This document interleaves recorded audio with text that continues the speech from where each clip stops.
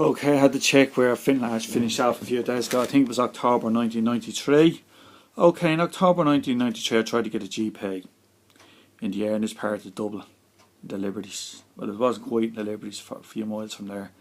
So I picked up a GP.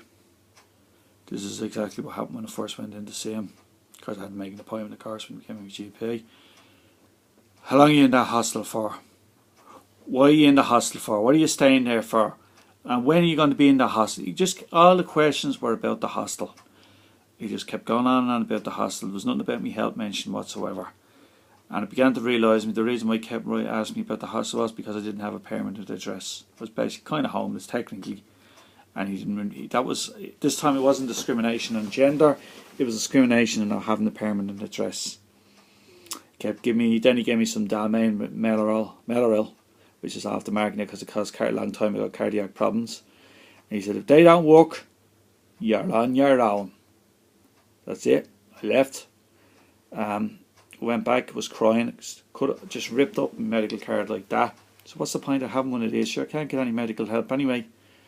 Medication was no use. So I was still ill, chronic insomnia, couldn't sleep a day or night in that place. The nights just went on forever and ever. But they always did that anyway, even when it was 15, 16, 17, 18. So it was 19 still. Okay, oh yes, my room got broken into twice. It was my own fault. I kind of left the window kind of a little bit ajar.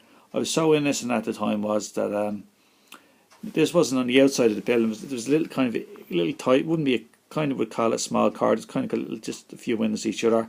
And it's just a bit of fresh air in. Lad broke in, robbed me savings at the time. I didn't say anything about it because it was my own stupid fault. Then I actually seen him going in through the window. He was going in from the back room. And he crossed over and I saw him going in. I was too frightened to answer the door. At this time I was burnt out. I was 19, but he was probably about, nearly probably a year or two older than me at the most. He could be even 19, 20 or 21, but he was far better health than me. He beat me up. Like, I saw him, I got nervous. I then asked to be transferred upstairs because the guy actually just passed me going. But when I was at the talking through the I forget the name of that window where you talk to the man who's in charge of on duty that day. So that's the guy who's actually just after breaking into my room. But so I don't know his name. He was actually a fairly quiet guy. They obviously the quietest people are the ones you need to watch the most in this.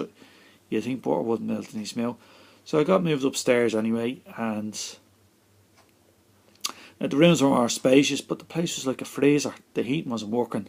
This was in November, December, so the weather was cold. It was raining a lot, and I couldn't sleep anyway. But I had to wear, when I was lying in bed, I had to wear my coat, and it was still too cold. I didn't want to complain about the heat because my eyes were, my appearance was ghastly. This was November, December. I met this guy. He was a truck driver. I can't remember his name. We got talking. Then we said we kind of came to an agreement. But I was homeless and he was looking for a place to stay. So was I. So we both started going out in December, looking for. It was coming up a week or two before Christmas. It was close to Christmas '93. We went all over Dublin. We walked for miles way off to the north side. And then eventually we got a place in our east wall. But then I began to think to myself, well, this is not looking good. It could let me look like a homosexual if I'm living with the guy. So I began to have me doubts, and I wanted basically to pull out the deal. And he didn't like that. He got very aggressive towards that. He threatened me. I was very run down and tired like I am now. You know, if I had been healthy, I would have took him on the fight, but he knocked the crap out of me.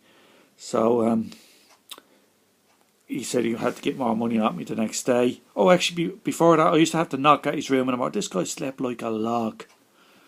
Man, if only I could sleep. No wonder he was so much stronger than me. And I had to bang at the door till 10 or 11 in the morning. He'd be still lying in the bed, sleep, barely hear you. If I could sleep like that, I wouldn't be on this. I wouldn't be talking to you right now. And well, I'll speed it up anyway. I forgot to mention that. Okay, it was about only a few weeks or so before Christmas. I was scared, so we had to go out, and I had to actually pay his fare on the Dart. He came out all the way to me, but way up the road. I took every penny of my savings and I think I had £90 in total, and I gave it to him all.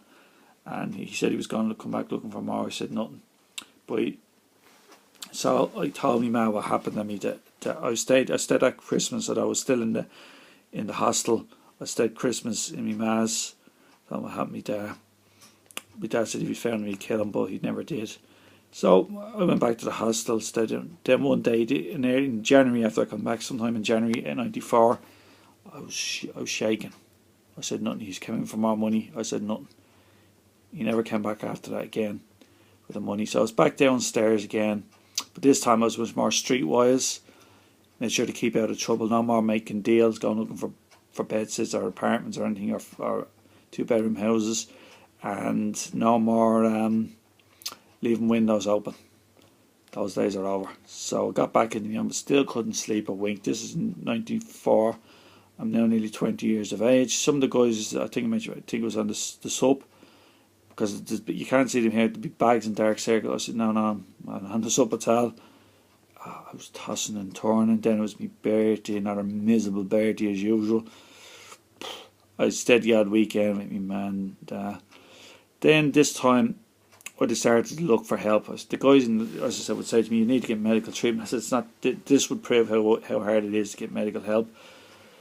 So starting around March, April, I said I better start looking for help. So there was a doctor who worked in the part that me dad worked for. Part of the civil service, whereby if you were a patient, if you were a relative of that person, you could see the GP there for free. So that's exactly what I did. So around, I think it was April, early mid-April 1994, for the first time really I go looking for help, hoping that if I do the things right I can get better. But you're going to find out this never happened. Thanks very much. God bless. Bye.